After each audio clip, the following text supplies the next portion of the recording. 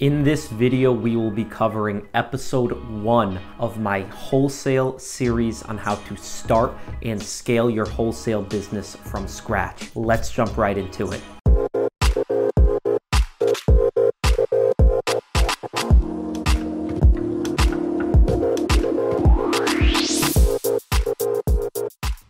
What's going on, YouTube? Welcome back to my channel. For those of you that are new, my name is Brad Sherman, and on this channel we explore tips, strategies, and experiences that I have had that will help you start and build up your Amazon FBA wholesale business. For those of you that are new, welcome. And again, my name is Brad Sherman. I am a 7-figure seller, been selling on Amazon for about 4 years now.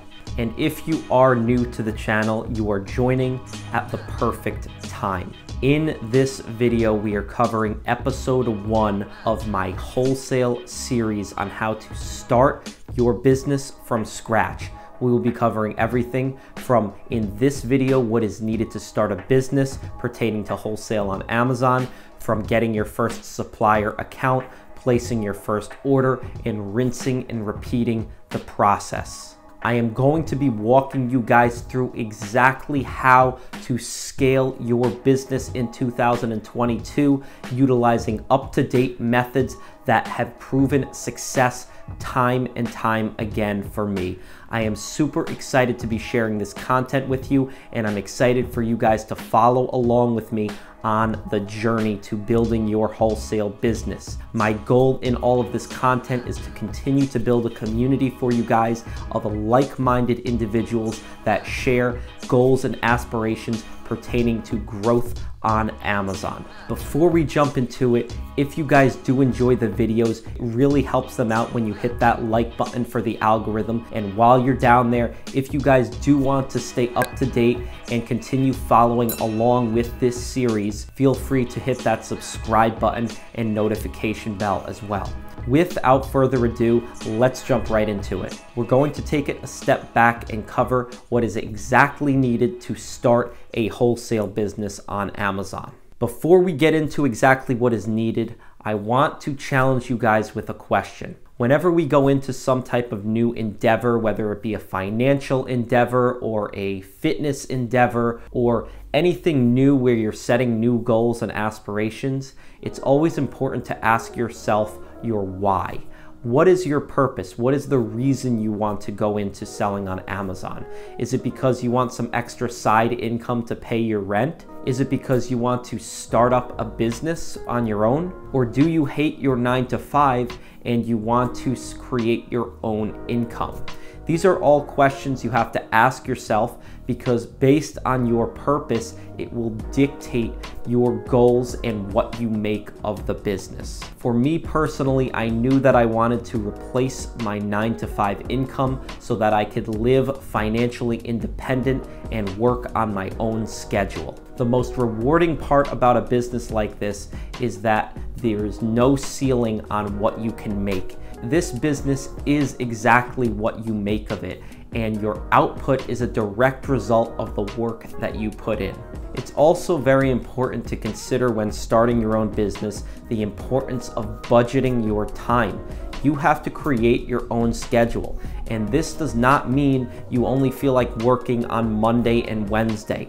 It means that you have to create a schedule for yourself 7 days a week that requires you to be accountable and committed to the work that has to get done. There are certain systems and operating procedures that are required in a wholesale business in order to see results and success. And if those procedures are not followed, you are not going to yield sustainable results. And we're going to cover all of those operating procedures in this wholesale series. Additionally to budgeting your time, it's very important that you set a financial budget. When you're just starting out, especially if you have limited capital, you do not want to over leverage yourself with debt, and you want to purchase inventory only that you can afford. So budget a certain amount of money that you have in order to start your Amazon business, and utilize that budget on an ongoing basis and make changes as you grow.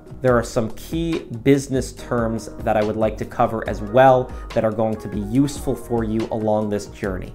The first two that come to mind are return on investment and profit margin. Oftentimes, new sellers confuse the two. Return on investment, also abbreviated as ROI, is the amount of money that you make in relation to the amount of money that you spend. So if I spend $10 on a product and I'm making a profit of $10, then my ROI is 100%.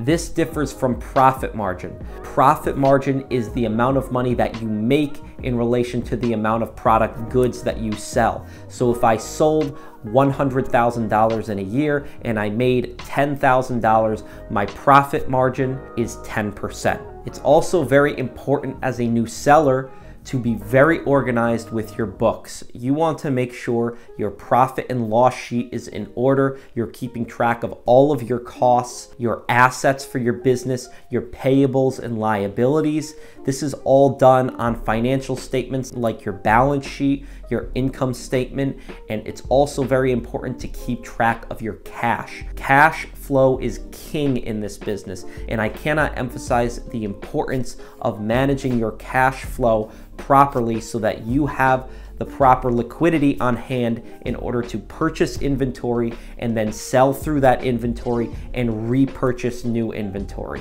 One final important point when just starting out as a new seller, I want you guys to be prepared for spontaneous issues to pop up that are going to be outside your control that require immediate attention. I'm going to repeat that one more time for you. I want you guys to be prepared for spontaneous issues that are going to pop up that are outside your control that will require your immediate attention.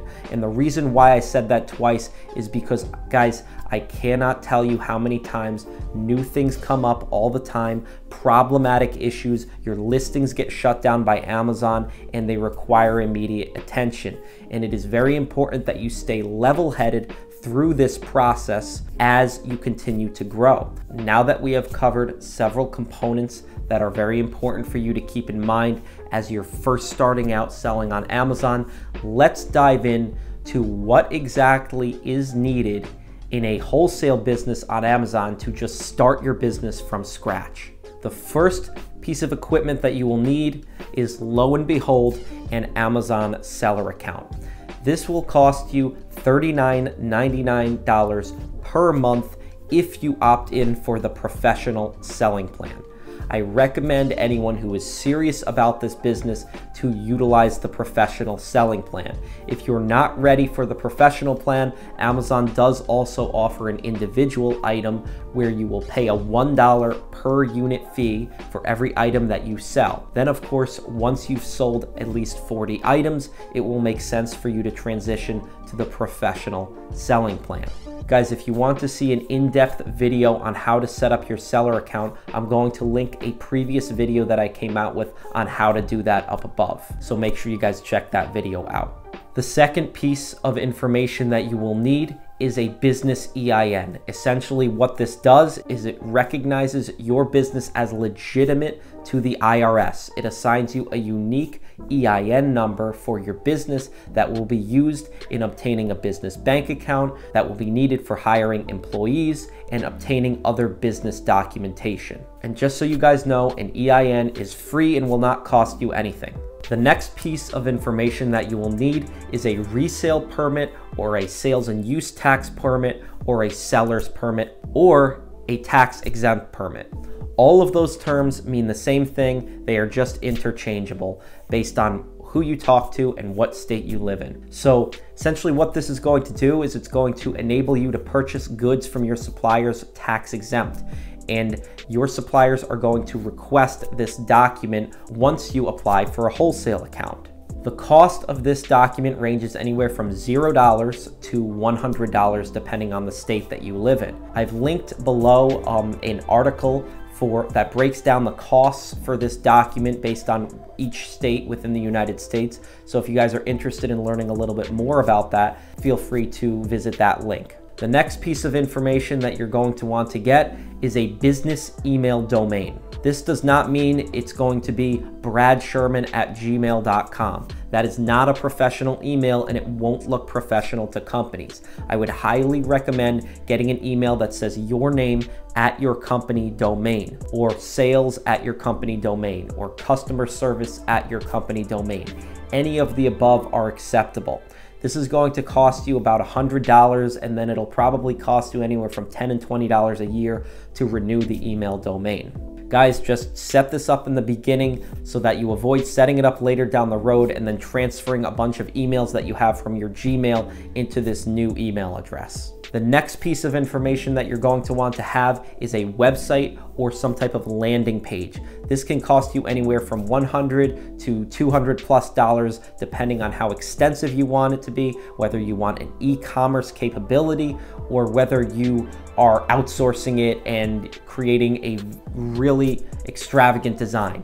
This is all going to be dependent on what you put into it, so the cost will vary. So I've broken down those basic components that are needed to start a wholesale business on Amazon. Those, in my opinion, are the bare minimum. Now, I do want to cover for some of the more advanced sellers, as you guys continue to grow, what are some other components that you can implement to further legitimize your wholesale business and scale faster. So the following components are utilized as you continue to grow.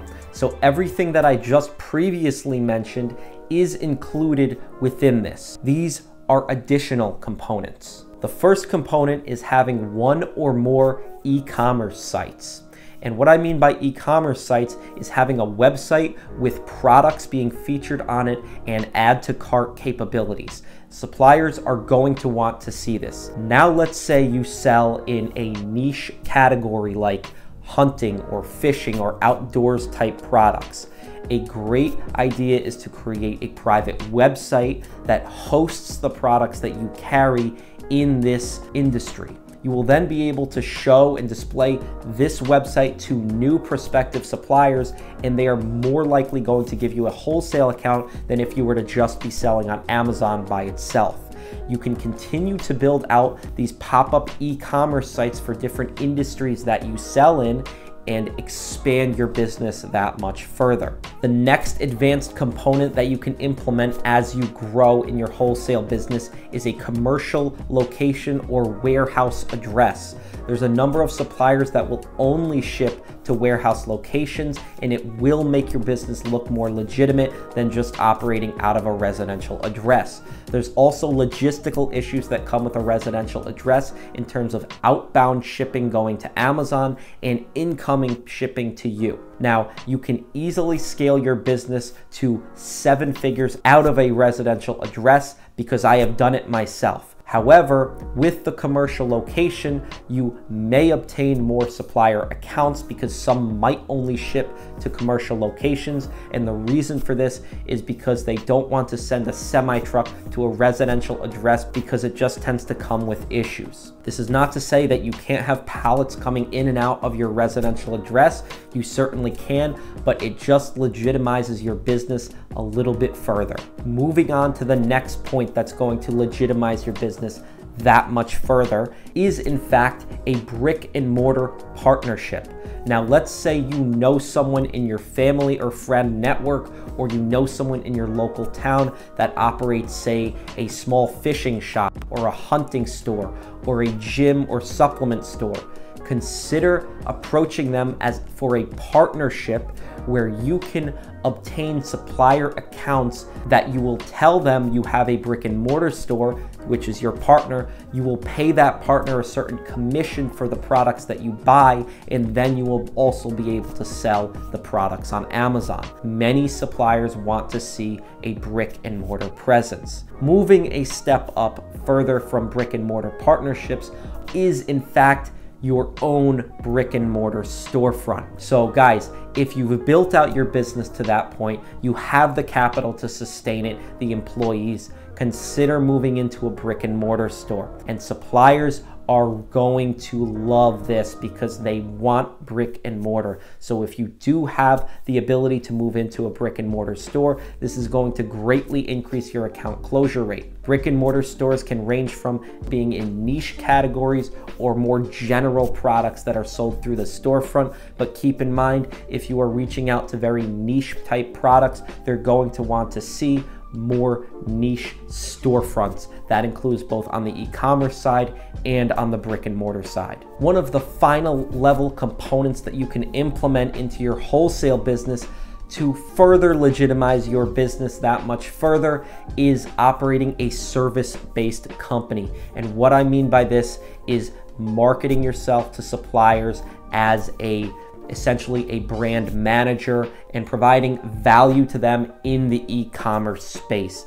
As you guys know, you do not want to be just another Amazon seller. So all of these components combined will enable you to close a lot of wholesale accounts and build a 6, 7, and even 8-figure business. How do I know this? Because I am doing it. I know other successful people in the industry that are doing it and have utilized this approach in order to successfully scale a wholesale business. With all of that being said, this will conclude episode 1 of my wholesale series on how to start and scale your wholesale business. I hope you guys found this helpful. As stated earlier, this is the first video in the series, so I wanted to give you guys a more general overview and the necessary components that are needed as a beginner to start up your wholesale business. In the next episode, we will be covering how Amazon FBA works, what is needed, and the fundamentals and basics of selling on Amazon. If you guys enjoyed this video, smash that like button down below. And if you guys have any questions at all, feel free, drop a comment or question down below in the comments section. And while you're down there, if you guys do want to continue to follow along on this series, hit that subscribe button and notification bell. Thank you guys so much for watching. I am super excited to be coming out with this series for you. Stay safe, stay healthy, and we will see you next time.